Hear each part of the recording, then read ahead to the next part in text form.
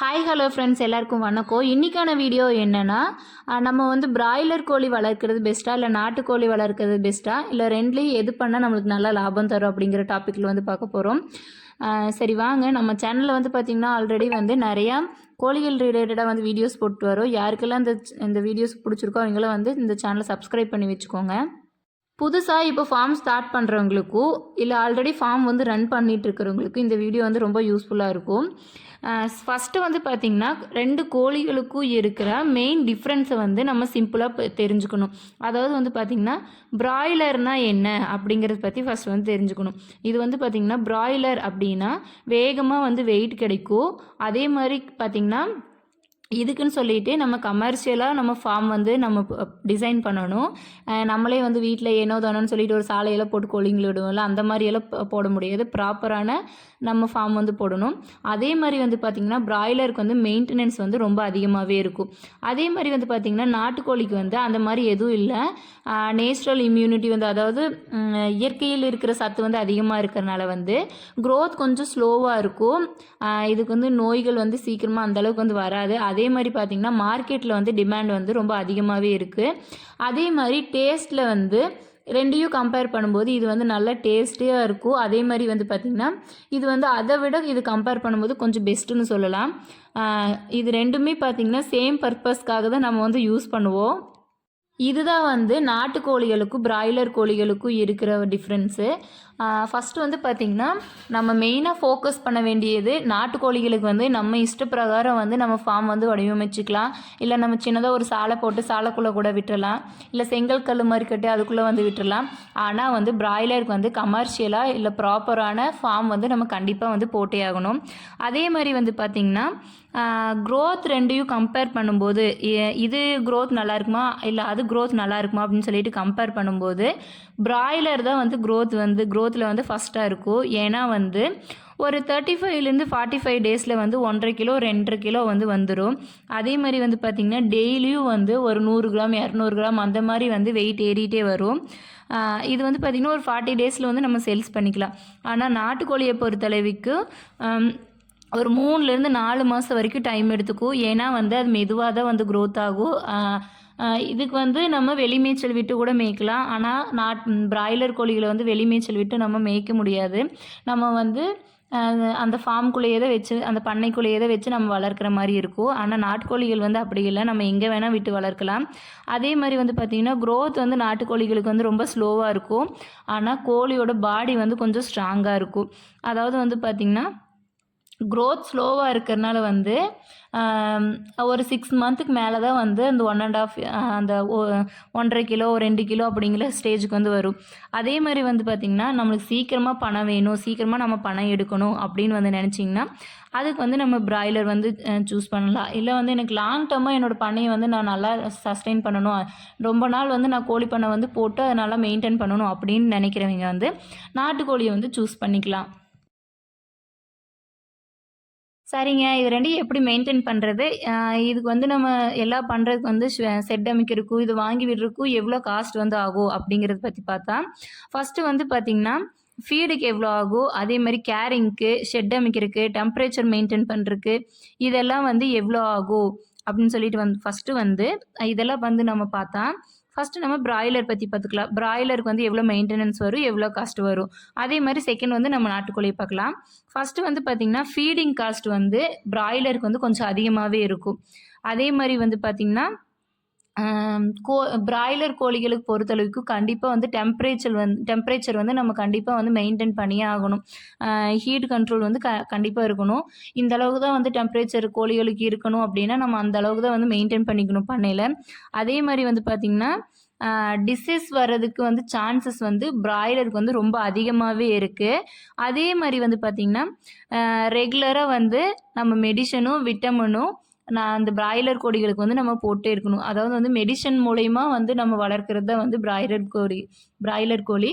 அதனால் வந்து பார்த்திங்கன்னா இதுக்கு வந்து மெடிசனும் விட்டமின் அந்த மருந்து வந்து ரொம்ப அதிகமாகவே வந்து நம்ம போடணும். ஆனால் நாட்டுக்கோழியை பொறுத்தளவுக்கு நம்ம லோக்கல் ஃபீடே வந்து மக்காச்சோளம், கம்பு இந்த மாதிரி வந்து நம்ம ஃபீட் எல்லாத்தையும் வந்து போட்டுக்கலாம்.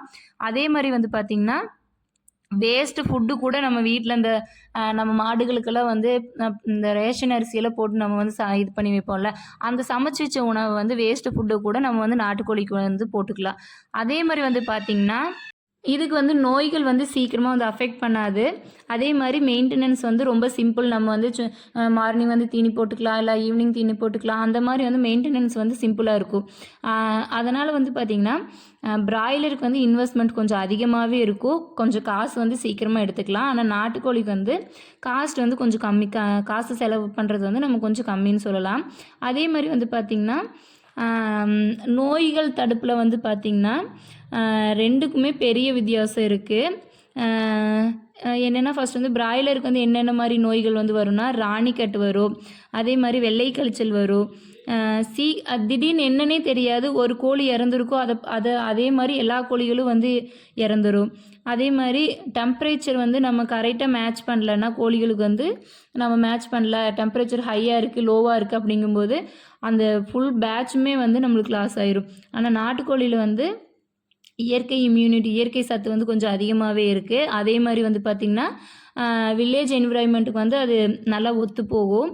அதே மாதிரி பார்த்திங்கன்னா 60% ஆஃப் நோய்கள் அந்த டிசீஸ்லேருந்து ஆட்டோமேட்டிக்கலி இதுவே வந்து ரெடி பண்ணிக்கும். ஏன்னா வந்து நம்ம அந்த கீரை அந்த மாதிரி வந்து இயற்கை பொருள், அந்த வெங்காயம், துளசி இலை, இந்த மாதிரி எல்லாம் குப்பைமேனி இலை இதெல்லாம் போடுறதுனால வந்து இந்த நோய்களை வந்து கோழிகளே வந்து ஒரு 60% வந்து ரெடி பண்ணிக்கும். மற்றபடி நம்ம வந்து எச்சா நம்ம இல்லை ரொம்ப மோசமான ஸ்டேஜில் இருக்குது அப்படிங்கிற பட்சத்தில் வந்து நம்ம வந்து ஊசி போடுற மாதிரி இருக்கும். அதாவது வந்து பார்த்திங்கன்னா நம்ம லாஸை வந்து அவாய்ட் பண்ணணும் அப்படின்னு வந்து நினச்சா நாட்டுக்கோழியை வந்து வளர்க்குறது வந்து பெஸ்ட் ஆப்ஷன்னு வந்து நான் சொல்லுவேன். அதே மாதிரி வந்து பார்த்திங்கன்னா மார்க்கெட்டில் வந்து எந்த மாதிரி டிமாண்ட் இருக்குது அப்படின்னு வந்து பார்த்திங்கன்னா அதாவது வந்து பார்த்திங்கன்னா டிமாண்டுன்னு வரும்போது ஒரு கிளியரான ஆன்சர் இருக்குது. என்னென்னா பிராய்லருக்கு வந்து டிமாண்ட் இருக்குது. ஏன்னா வந்து டெய்லி குக்கிங்க்கு வந்து நம்ம வந்து பிராய்லர் யூஸ் பண்ணுவோம். அதே மாதிரி வந்து பார்த்திங்கன்னா ப்ரைஸ் வந்து ரொம்ப லோவாக இருக்குது. அதே மாதிரி சீக்கிரமாக கிடைக்கும். நம்மளுக்கு எல்லா கடையிலையும் வந்து நம்ம பிராய்லர் கோழி போய் வாங்கிக்கலாம். ஆனால் நாட்டுக்கோழியோட டிமாண்டுன்னு வந்து பார்த்தா ஹோட்டலில் வந்து ஹோட்டல்ஸ்க்கெல்லாம் நிறைய தேவைப்படும். அதே மாதிரி ஃபங்க்ஷன்ஸ்க்கு தனியாக நாட்டுக்கோழின்னு சொல்லிட்டு வைப்பாங்களா, அந்த மாதிரி வந்து ஃபங்க்ஷனுக்கு ஃபெஸ்டிவல் டேஸில் வந்து நாட்டுக்கோழி வந்து நிறைய வந்து டிமாண்ட் இருக்கும். அதே மாதிரி வந்து பார்த்திங்கன்னா இதுக்கு வந்து ப்ரைஸ் வந்து எப்பவுமே கொஞ்சம் ஹையாக தான் இருக்கும். அதாவது வந்து பார்த்திங்கன்னா ஒரு 500 வரைக்கும், 400லேருந்து 500 வரைக்கும் நம்ம வந்து மார்க்கெட்டில் வந்து சேல்ஸ் பண்ணுவோம். அதாவது வந்து பார்த்திங்கன்னா பிராய்லர் வந்து கொஞ்சம் லோ ப்ரைஸு, இந்த நாட்டுக்கோழி வந்து கொஞ்சம் ஹை ப்ரைஸ், அவ்வளோதான் வந்து டிஃப்ரென்ஸு. பணம் சம்பாதிக்க எது வந்து சேஃப்னு ஃபஸ்ட்டு வந்து பார்த்தா ப்ராஃபிட் வைஸாக வந்து பார்க்கும்போது 40 டேஸில் வந்து பிராய்லர் கோழியை வந்து நம்ம சேல்ஸ் பண்ணிடுவோம். அதே மாதிரி வந்து பார்த்திங்கன்னா இதோட மார்ஜின் ஒரு கோழிக்கு வந்து ஒரு 15 ரூபாலேருந்து 30 ரூபா வரைக்கும் நம்மளுக்கு வந்து பிராய்லரில் வந்து நிற்கும். அதே மாதிரி வந்து பார்த்திங்கன்னா டிசீஸ் வந்துச்சுன்னா ஃபுல்லாக லாஸ் ஆயிரும். இதெல்லாம் இருக்குது. நாட்டுக்கோழியில் வந்து நாட்டுக்கோழி வளர்கிறதுக்கான டைம் அதிகம். நம்மளுக்கு ஒரு கிலோவுக்கு வந்து இல்லைன்னா ஒரு கோழிக்குன்னு வச்சுக்கோங்க, ஒரு கோழிக்கு ஒரு 300 ரூபா கிட்ட நம்மளுக்கு நிற்கும். அதே மாதிரி வந்து பார்த்திங்கன்னா லாஸ் ஆகிறதுக்கு வந்து சான்சஸ் வந்து ரொம்ப கம்மி. அதே மாதிரி வந்து பார்த்திங்கன்னா ஃபெஸ்டிவல், அந்த தீபாவளி, பொங்கல் அந்த மாதிரி ஃபெஸ்டிவல் டைமில் வந்து பல்க் ஆர்டர் கிடச்சா நம்மளுக்கு வந்து ரொம்ப பெரிய லாபமாக இருக்கும். அதாவது வந்து பார்த்திங்கன்னா ஒரு ஃபார்முக்கு வந்து ஸ்டெபிலிட்டி அப்படிங்கிறது வந்து ரொம்பவே இம்பார்ட்டன்ட். அதனால் வந்து பார்த்திங்கன்னா ப்ராஃபிட்டில் வந்து நாட்டுக்கோழி வந்து பெஸ்ட்டுன்னு சொல்லலாம். அதே மாதிரி நம்ம வந்து இப்போ தான் ஃபஸ்ட் டைம் வந்து கோழி பண்ண ஆரம்பிக்கிறோம் அப்படின்னா அவங்களுக்கு வந்து எது சூட்டபுளாக இருக்கும் அப்படின்னா பிராய்லரை பொறுத்த வரைக்கும் காஸ்ட் வந்து அதிகம். அதுக்கான பண்ணை போடுற அமைப்பு அது வந்து கொஞ்சம் காஸ்ட்டு நம்ம போட வேண்டியதாக இருக்கும். ஃபஸ்ட்டு வந்து அதாவது ஸ்டார்டிங்லேயே நம்ம வந்து இன்வெஸ்ட்மெண்ட் கொஞ்சம் அதிகமாக ஸ்பெண்ட் பண்ணுற மாதிரி இருக்கும். அதே மாதிரி ரிஸ்க் அதிகம். அதே மாதிரி வந்து பார்த்திங்கன்னா டெய்லியும் வந்து ஆளுங்க வச்சு பார்க்க வேண்டியதாக இருக்கும். நாட்டுக்கோழியை பொறுத்த வரைக்கும் நம்ம வந்து ஷெட்டு வந்து சிம்பிளாக போட்டுக்கலாம். ஃபீடு வந்து பார்த்திங்கன்னா சிம்பிள் ஃபீடு வந்து கொடுத்துக்கலாம். நம்மளோட லோக்கல் என்விரான்மெண்ட்டுக்கே வந்து கோழிகளை ஒத்து போயிடும். அதே மாதிரி வந்து பார்த்திங்கன்னா நம்மளுக்கு ஏர்னிங்ஸ் வந்து சீக்கிரமாக, நம்மளுக்கு வந்து காசு வந்து சீக்கிரமாக வரணும் அப்படின்னா பிராய்லர் வந்து பெஸ்ட்டு. அதே மாதிரி வந்து பார்த்திங்கன்னா இன்னொரு டைமும் வந்து சொல்கிறேன், பிராய்லரா இல்லை நாட்டுக்கோழியா அப்படின்ட்டு வரும்போது நம்மளுக்கு ஃபாஸ்ட் மணி பிக் இன்வெஸ்ட்மெண்ட். அதாவது வந்து பார்த்திங்கன்னா பிராய்லரை பொறுத்த வரைக்கும் நம்மளுக்கு சீக்கிரமாக காசு வந்துடும். ஆனால் அதுக்கான இன்வெஸ்ட்மெண்ட் வந்து நம்ம வந்து நிறையா வந்து போடுற மாதிரி வரும். நாட்டுக்கோழியை பொறுத்தளவுக்கு நம்ம லோ இன்வெஸ்ட்மெண்ட் போட்டால் போதும். அதுக்கான ரிஸ்க் வந்து லோவாக தான் இருக்கும். ஆனால் வந்து நம்ம ரொம்ப ஒரு 6 மாதத்துக்கு 7 மாதத்துக்கு அப்புறம் தான் வந்து நம்ம ப்ராஃபிட் வந்து அதில் பார்க்க முடியும். தமிழ்நாட்டில் வந்து பார்த்திங்கன்னா ஃபார்ம்ஸ் வந்து எந்த மாதிரி ஃபார்ம்ஸ் வந்து அதிகமாக இருக்குன்னா நாட்டுக்கோழிக்கான ஃபார்ம்ஸ் தான் வந்து ரொம்ப அதிகமாக இருக்குது. ஏன்னா வந்து ப்ராஃபிட் வந்து ஒரு ஸ்டேபிளாக இருக்கும். அதே மாதிரி நோய் வந்து அதுக்கு வந்து ரொம்ப கம்மி, டிமாண்ட் வந்து ரொம்ப அதிகமாக இருக்கும். இதுலேருந்தே வந்து உங்களுக்கெல்லாம் தெரிஞ்சிருக்கும்.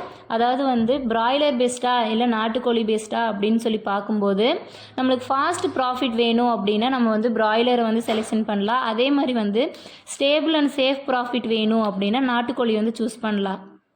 இந்த வீடியோலேருந்து உங்களுக்கு எல்லாம் வந்து புரிஞ்சிருக்குன்னு நினைக்கிறேன். உங்களுக்கு வந்து எது பெஸ்ட்டோன்னு சொல்லிவிட்டு நீங்கள் வந்து ஃபைனலாக வந்து ஒரு நல்ல முடிவு எடுத்து நீங்கள் வந்து ஃபார்ம் வந்து ஆரம்பிச்சுக்கலாம். இந்த வீடியோ வந்து உங்களுக்கு பிடிச்சிருக்குன்னு நினைக்கிறேன். மேலும் இது மாதிரி வீடியோக்கள் வந்து உங்களுக்கு வேணும்னா அந்த சேனலை வந்து சப்ஸ்கிரைப் பண்ணி வச்சுக்கோங்க. அது மட்டும் இல்லாமல் உங்களுக்கு கோழிகள் ஏதாச்சும் வேணும்னா கண்டிப்பாக வந்து ஆர்டர் பண்ணுங்கள். உங்களுக்கான ஆர்டர் நீங்கள் பண்ணிங்கன்னா நான் வந்து உங்களுக்கு வந்து என்னோடய நாட்டுக்கோழி குஞ்சுகள் வந்து உங்களுக்கு நான் வந்து சென்ட் பண்ணுவேன்.